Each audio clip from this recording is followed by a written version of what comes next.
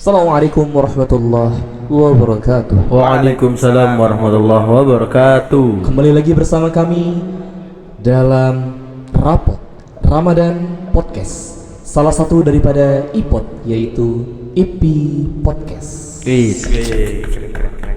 Insyaallah. Baik, di sini saya Haikal dan bersama Pak Asror tentunya. Bagaimana kabarnya Pak Asror? Alhamdulillah baik Pak Haikal. Pak Haikal, gimana kabar puasa hari ini? Alhamdulillah baik dan dalam keadaan berpuasa ya. Pak Asror gimana nih, puasa gak? Alhamdulillah masih berlanjut. Masih ya, Semoga puasa masih berarti kuat ya. sampai azan maghrib. Amin. Baik, dalam kesempatan kali ini kita akan membahas sebuah tema nih Pak Asror, yang tentunya relevan banget dengan bulan suci Ramadan ya. Salah satunya ada salah satu momentum di mana Al-Quran itu diturunkan pada malam ke-17 Ramadan.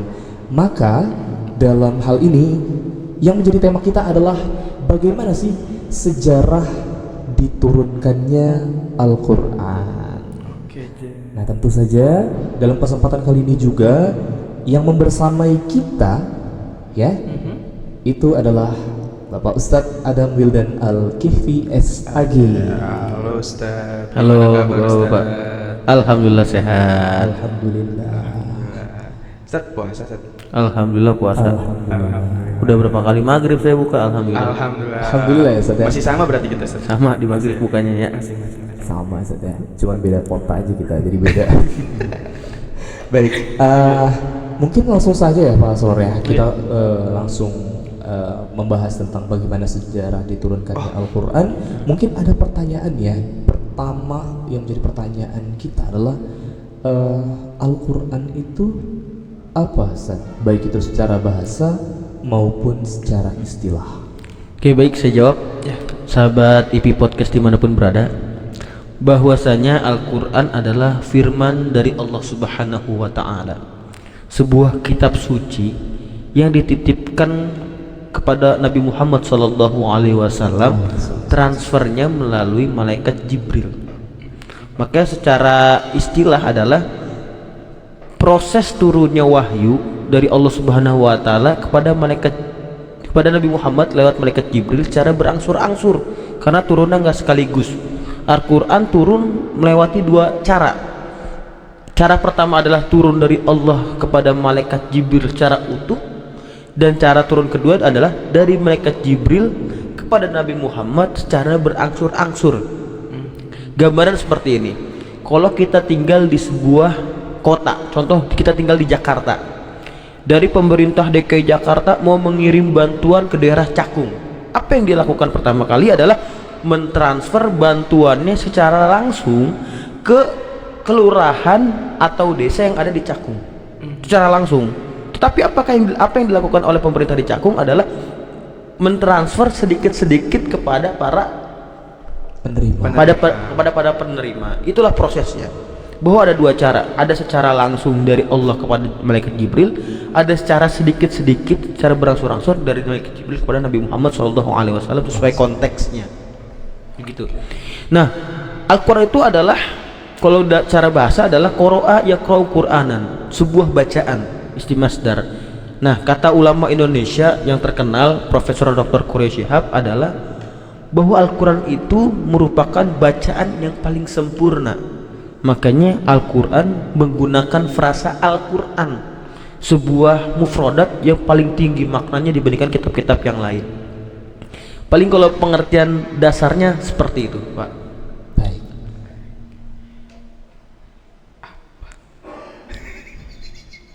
Lanjut pertanyaannya. Oh iya, itu kan pengertian dasar ya Ustaz, daripada Al-Quran. Berarti kan proses tadi Al-Quran itu kan diturunkan memang secara berangsur-angsur ya Ustaz, nggak bisa langsung jatuh jadi Al-Quran. Nah, berarti Al-Quran itu ketika turun itu berbentuk apa Ustaz? Nah, terkait bentuknya seperti apa, itu di luar kemampuan kita sebagai manusia. Karena Al-Quran itu adalah kalam Allah Subhanahu wa Ta'ala, sebuah wahyu. Makanya ketika di sejarahnya udah nggak kebahas ya. Iya tadi kayak kurang kata hudal linnas ya sih. Ya. Gimana Dan? Ulang lagi Dan? Gak usah, lanjut aja.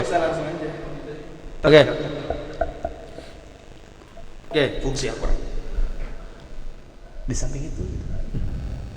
Selain itu, fungsi Al-Quran adalah hudal linnasi wa bayyinatin minal huda wal furqan, sebagai petunjuk bagi manusia, penjelas bagi manusia, pembeda bagi manusia, sebagai wadah hukum bagi hidupnya manusia.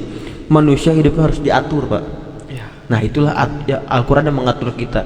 Bahwa kalau kita lihat sejarah keislaman, Al-Quran adalah yang bisa ngerombak sejarah Islam yang darinya rendah menjadi tinggi, bahkan merubah sejarah sampai sekarang. Itu Al-Quran.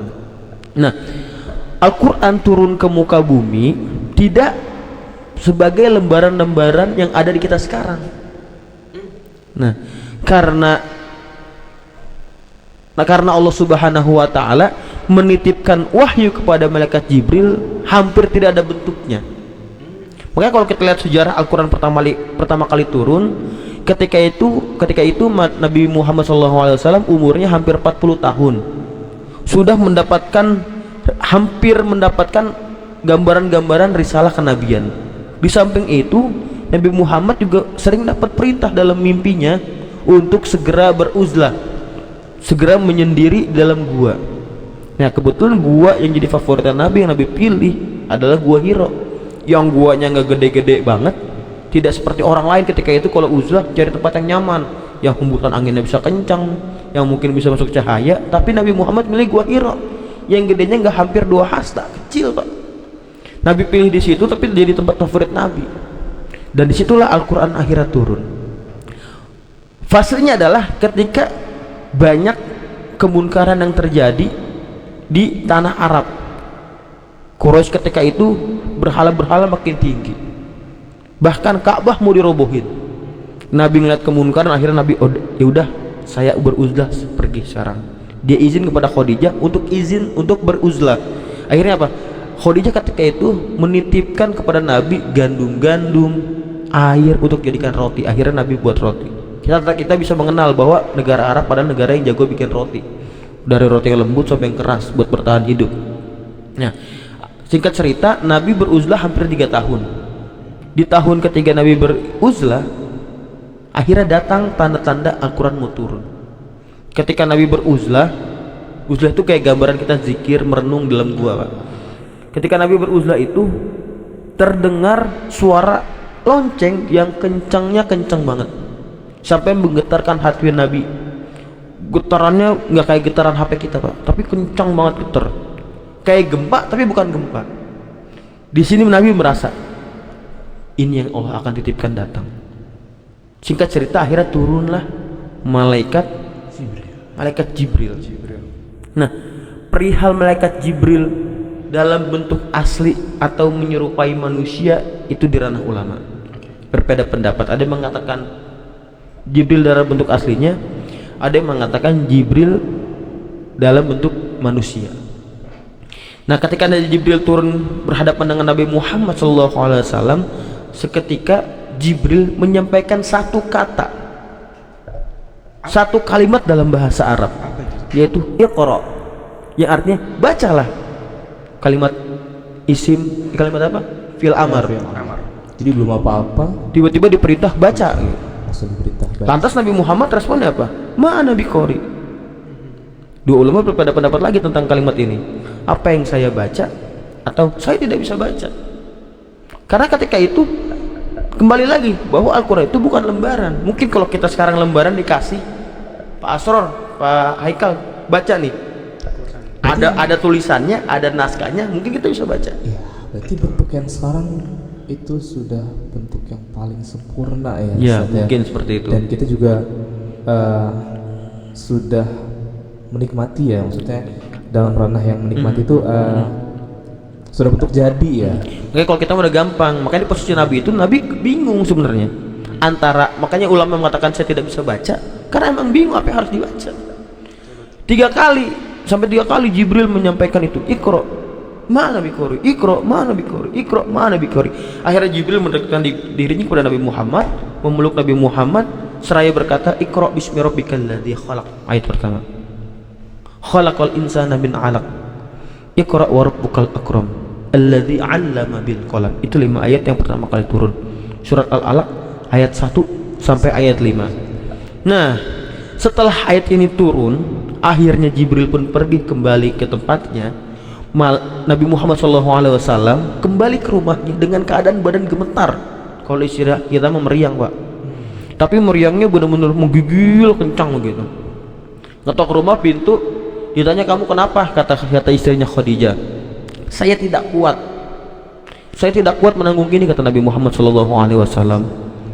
Tolong saya nggak kuat. Nabi nggak kuat, Nabi ngerasa badannya payah.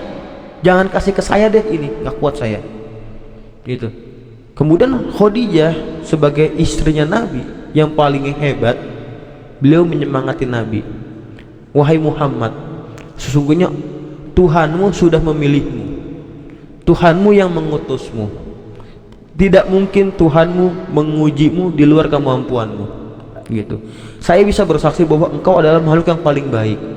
Engkau selalu menolong orang, engkau selalu menjenguk orang yang sakit. Gak mungkin Tuhanmu membuatmu seperti ini. Nah, singkat cerita dari fase-fase itu, setelah itu masuk fase fatrah, fase dimana senjang tuh. Al-Quran tidak lagi turun, Jibril tidak datang-datang. Nah, para ulama berbeda pendapat, ada yang mengatakan sebulan, 6 bulan, bahkan ada yang mengatakan 6 sampai 10 tahun Al-Quran itu tidak turun-turun lagi. Bahkan singkat cerita, Nabi Muhammad tuh sering bolak-balik ke Gua Hira, pengen mungkin ketemu mungkin ketemu Jibril nih, tapi enggak juga. Mungkin ketemu Jibril nih, enggak juga. Apa jangan-jangan Allah marah sama saya ya? Tapi Nabi Muhammad mikir gitu. Apa ternyata emang saya nggak pantas ya menerima ini? Sampai Nabi Muhammad meragukan dirinya utusan Tuhan. Kalau saya, jangan-jangan bukan saya lagi utusan Tuhan. Sampai meragukan dirinya. Sampai ada sebuah fase akhirnya Jibril datang, dan kemudian setelah itu Al-Quran turun secara berangsur-angsur selama 23 tahun. Ada yang mengatakan 22 tahun, 2 bulan, 22 hari. Itu berbeda-beda pendapat lah para ulama. Mungkin itu kalau sejarah Al-Quran turun. Baik. Jadi Al-Quran itu emang berangsur-angsurnya nggak emang benar sekaligus ya, tapi emang ada fasenya. Iya, menyesuaikan dengan konteks yang terjadi. Berarti itu yang menjadi penyebab adanya asbabun nuzul. Ya, jadi setiap ayat turun pasti ada sebabnya kenapa. Ada tragedinya. Ada tragedi yang menyebabkan ayat turun. Baik, Ustaz, dari penjelasan antum tadi berkait dengan Al-Quran itu kan diturunkan berangsur-angsur ya. Apakah bentuk Al-Quran yang kita tahu bersama di zaman yang sekarang itu sama dengan bentuk Al-Quran yang terdahulu? Terkait bentuk Al-Quran, kan kalau kita sekarang kan yang kita sebut Al-Quran adalah sebuah buku yang di dalamnya terdapat banyak tumpukan kertas, yang dimana di kertasnya ada tulisan-tulisan Arab adalah firman-firman Allah Subhanahu Wa Taala, yang bahkan kita sekarang kita nggak boleh nyentuhnya kecuali dalam keadaan suci, dalam keadaan sudah berwudu gitu. Nah, pertanyaannya apakah di zamannya Nabi itu sama ada Quran kayak gini? Jawabannya enggak. Karena malaikat Jibril aja ngasihkan Nabi Muhammad itu enggak melalui lembaran. Dan Nabi Muhammad mentransfer ke para sahabat salafus saleh ketika itu pun tidak dengan lembaran, dengan perkataannya. Jadi ketika Nabi Muhammad mendapatkan wahyu dari Allah Subhanahu Wa Taala dalam bentuk ucapan yang disampaikan oleh malaikat Jibril kepada Nabi Muhammad langsung buru-buru ngumpulin para sahabatnya. Wahai sahabat, ayo kumpul. Allah menitipkan lewat Jibril kepadaku wahyu. Dibacakanlah sama Nabi. Ada di saat itu ada sahabat-sahabat yang dengerin dengan menyimak banget, benar-benar konsen otaknya menyimak jawaban Nabi, perkataan Nabi. Ada sahabat-sahabat juga yang skala ekonominya lebih baik, dia menggunakan tulang dan pelepah kurma untuk menulis pada ketika itu. Jadi kalau dibilang Quran kertas kayak sekarang ada apa enggak? Jawabannya enggak ada. Itu melalui fase yang panjang. Dan gitu. Berarti pada saat itu untuk pengumpulan Al-Quran itu ketika Nabi Muhammad sudah wafat. Ya betul, pengumpulan Al-Quran pertama kali bahkan sudah melewati berapa khalifah tuh? Dari zamannya Abu Bakar, Umar, bahkan di zaman Utsman baru terjadi pembukuan Al-Quran. Kalau kita lihat sejarah, setelah Nabi Muhammad SAW wafat, ada perang yang namanya perang Yamamah. Ketika itu khalifah kita adalah khalifah umat Islam ketika itu adalah Abu Bakar As-Siddiq, orang yang paling dekat sama Nabi, yang menjadi khalifah pertama. Terjadi perang Yamamah di mana orang-orang yang dulu sangat menyaksikan dengan hebat ucapan Nabi terkait Al-Quran itu wafat berguguran syahid, pada meninggal. Nah, ada sahabat Nabi namanya Zaid bin Sabit mengusulkan kepada Abu Bakar, "Wahai Abu Bakar, nggak mau ngumpulin Quran? Ini orang-orang ngapal Quran udah pada nggak ada, udah banyak yang gugur." Nah, Abu Bakar sebagai orang yang paling dekat sama Nabi tidak gegabah mengambil keputusan karena dia merasa Nabi tidak menyuruh ketika itu. Makanya dia nggak ngambil keputusan. Akhirnya apa? Itu terjadi di zamannya Utsman bin Affan. Ketika Umar pun sama, sebenarnya terjadi peperangan juga. Tapi Umar lagi-lagi mengikuti Abu Bakar. mengikuti caranya Abu Bakar. Bahkan di zaman Umar tuh udah hampir kejadian pembukuan Al-Quran, tapi tidak terjadi. Dan yang terjadi di zamannya Utsman bin Affan, ketika Islam pemerintahannya atau wilayah kekuasaannya sudah sangat lebar. Beberapa pendapat sudah sampai Persia, sudah sampai Iran, sudah sampai Irak, bahkan udah sedikit masuk ke Asia, masuk ke Asia Selatan. Kalau Cina Asia Selatan apa Asia Barat tuh? Asia Timur ya? Asia Timur. Sudah masuk ke daerah-daerah Asia Timur, sudah sampai ke daerah-daerah Mongol. Itu Islam sudah seluas itu. Kalau kita tahu daerah-daerah, saking luasnya daerah nih, pasti ada daerah-daerah yang ngerasa nggak diurusin sama pemerintahnya. Semakin luasnya daerah, dialek berbeda. Kita orang Jakarta, bahasa kita Betawi.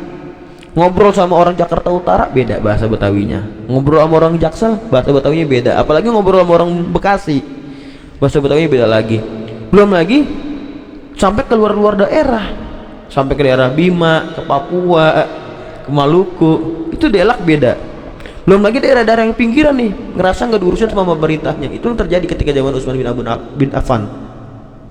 Banyak daerah-daerah udah mulai digerogoti. Akhirnya apa?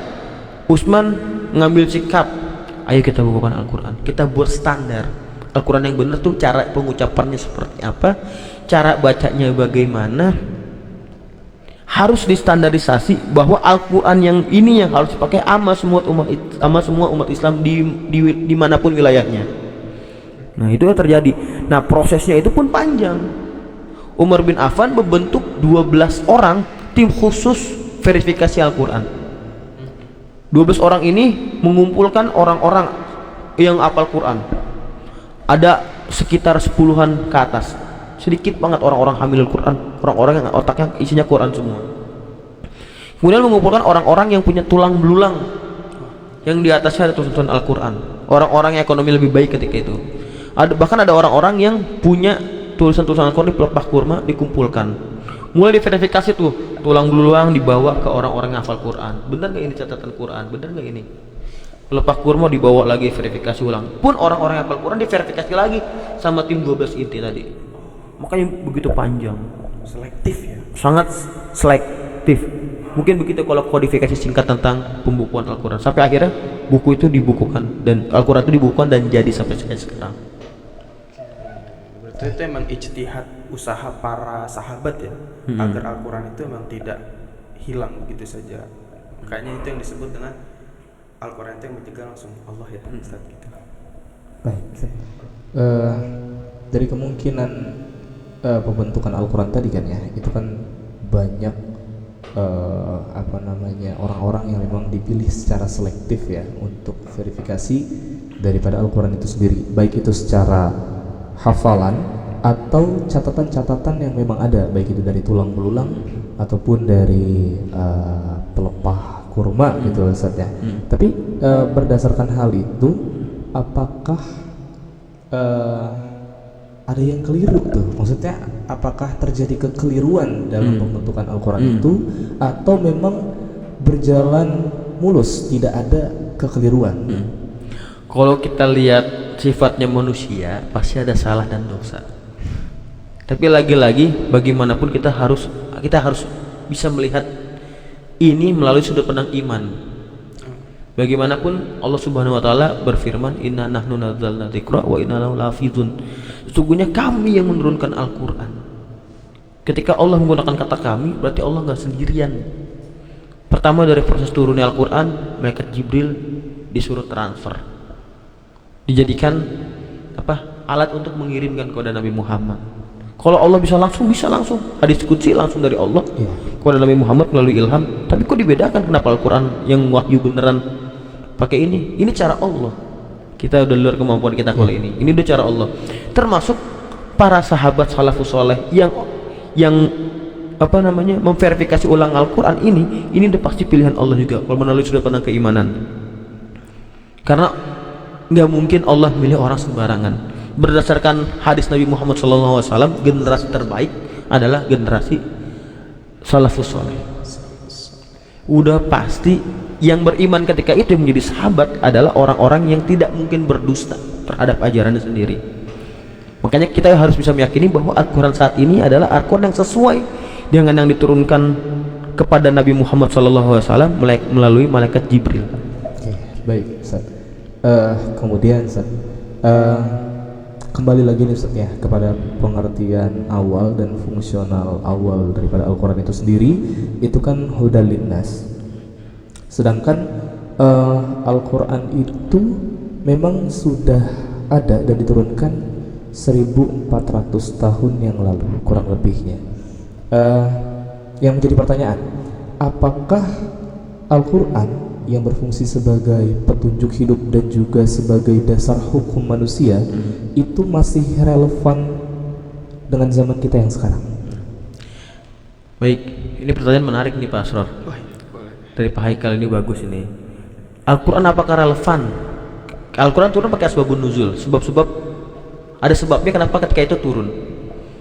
Pertanyaannya apakah sebabnya masih sama, bisa dipakai lagi dengan keadaan sekarang? Wah, ini sangat hebat nih pertanyaan ini. Jawabannya sangat amat masih, karena Al-Quran itu global, universal, masanya panjang sampai kiamat. Karena tanda-tanda salah satu kiamat adalah Al-Quran itu udah nggak ada fungsinya, bahkan sudah hilang. Al-Quran seperti apa? Saya tidak menggambarkan bahwa Al-Quran hilang itu kita bakar rame-rame Al-Quran hilang. Makanya saya kalau ada orang ngebakar Al-Quran biasa aja. Karena yang kita khawatirkan adalah kalau melihat sejarah adalah para penghafal Quran yang meninggal. Berarti eksistensinya bukan secara literatur ya, tetapi orang-orang yang memang mengimplementasikan Al-Quran itu. Nah, orang-orang berjiwa Qurani ketika meninggal ini lumayan bahaya sebenarnya terkait mushafnya. Karena proses turunannya nggak pakai mushaf itu menurut saya. Nah, relevan apa enggak? Pasti relevan. Tapi problemnya adalah apakah semua orang di saat ini bisa membaca Al-Quran dan mengkorelasikan dengan keadaan sekarang gitu. Iya, karena butuh sebuah kedisiplin ilmu sendiri, yaitu ranah tafsir atau interpretasi Al-Quran. Karena nggak semua orang bisa baca Quran. Oke, sampai tahap ini kita sekarang sebagai guru nih Pak, mungkin kita belum bisa baca Quran, baru bisa sampai level melafalkan bacaan Al-Quran. Terkait membaca kita nggak tahu. Kalau kita baca Quran saat ini, Quran Sindo kita baca, berita hits kita bisa baca tuh, berita hits kita ngerti, wah berita yang lagi rame nih. Kok kita baca Quran Alhamdulillahirabbil alamin, wah nih bingung nih kita. Mungkin kita bahasa Arab bisa dikit-dikit ya, tapi kalau orang-orang yang bisa bahasa Arab bisa melafalkan doang. Segala puji bagi Allah, belum mengerti maksudnya gimana. Itu pun butuh interpretasi sendiri. Makanya kita tuh masih cenderung bodoh karena kita membaca nggak ngerti apa yang kita baca gitu. Nah, itulah PR kita. Sebenarnya relevan, sangat amat relevan, cuman kita PR-nya tidak bisa membaca secara utuh, tidak bisa mengerti apa maksudnya. Balik lagi, itu bahasa Tuhan pun orang Arab sendiri mereka menyandarkan kepada para pemahaman ulama, baik ulama klasik bahkan ulama-ulama kontemporer yang sekarang. Itu tidak mengartikan bahwasannya orang Arab itu sendiri gitu ya dapat memahami secara utuh, walaupun memang Al-Quran itu diturunkan ya di bangsa Arab gitu. Makanya para ulama-ulama tafsir pun memahami Al-Quran melalui background ke disiplin ilmu mereka masing-masing. Kalau disiplin ilmunya emang jago di bidang ilmu alat, balago, bahasa, pasti full mengartikan Al-Quran dari segi keilmuan bahasa. Kalau backgroundnya fikih, pasti mengartikan Al-Quran melalui sudut pandang fikih. Kalau dia backgroundnya tasawuf, mengartikan Al-Quran dari sudut pandang tasawuf. Kita sebagai orang yang sudut pandangnya kosong. Tidak bisa secara tiba-tiba mengartikan Al-Quran. Kita harus menyandarkan kepada ulama-ulama terdahulu yang punya ilmu kompeten. Oleh begitu, Pak.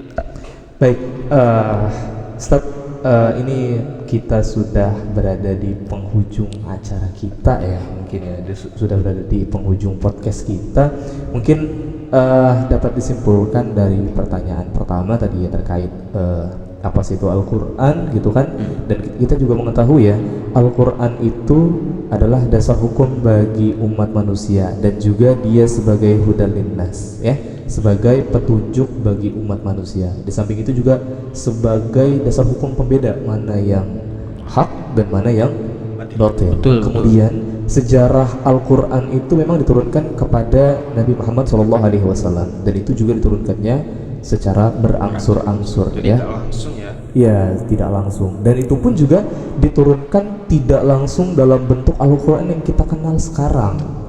Ya, kemudian tadi juga saya memahami bahwasannya Al-Quran itu dibukukan ataupun dikumpulkan pada masa Sayyidina Utsman bin Affan. Ya, berarti melalui proses yang mungkin ada pertimbangan-pertimbangan dari masa kepemimpinan sebelum Sayyidina Utsman, yaitu masa kepemimpinan Abu Bakar dan masa kepemimpinan Sayyidina Umar. Nah, karena memang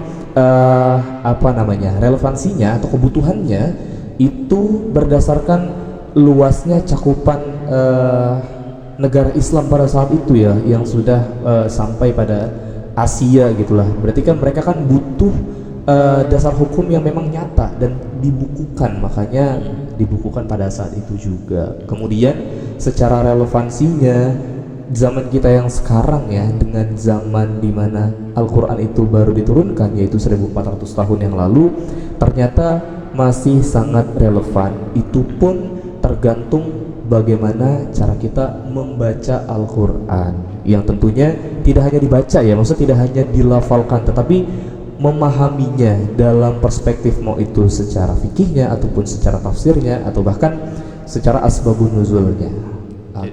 Jadi dari apa yang tadi udah disampaikan sama Ustadz Adam, kita jadi mengerti ya kenapa alasan Allah itu menjadikan Al-Quran sebagai kitab terakhir. Karena sebegitu sempurnanya ya, turun di malam ke-17 di bulan Ramadan di negeri Arab gitu ya, yang memang di sana kita kenal Masjidil Haram dan arah kiblat kita ada di sana juga. Poros bumi ternyata. Ya, dan juga diturunkan kepada orang yang paling hebat, orang yang paling mulia, Nabi Muhammad SAW. Oke, semoga dengan materi kita hari ini menjadikan para generasi muda gitu kan semakin cinta setidaknya dengan kitab sucinya mereka. Dan ya mungkin dengan materi kita pada kesempatan ini menjadi hikmah bahwasannya Al-Quran itu tidak hanya cukup dilafalkan tetapi dipelajari serta dijadikan sebuah dasar hukum dan tentunya itu diimplementasikan dalam kehidupan sehari-hari. Intinya terakhir, belajar Al-Quran itu harus sudah menjadi keharusan dan kewajiban ya? Wajib pokoknya. Bukan karena ngikutin program aja ya? Karena kita Islam yang paling prioritas mempelajari Al-Quran. Oke. Baik, mungkin itu cukup dari kami, saya Haikal dan juga Pak Asor, dan mungkin narasumber kami Bapak Ustadz Adam Wildan Al-Kifli SAG mengundurkan diri. Semoga kita dalam keadaan sehat walafiat dan semoga materi yang tadi sudah disampaikan menjadi manfaat dan keberkahan bagi kita semua. Amin ya rabbal alamin. Amin ya rabbal alamin. Untuk itu wallahul muwaffiq ila aqwamit thoriq. Syukran jazilan ala ihtimamikum. Assalamualaikum warahmatullahi wabarakatuh. Waalaikumsalam warahmatullahi wabarakatuh. 1 2 3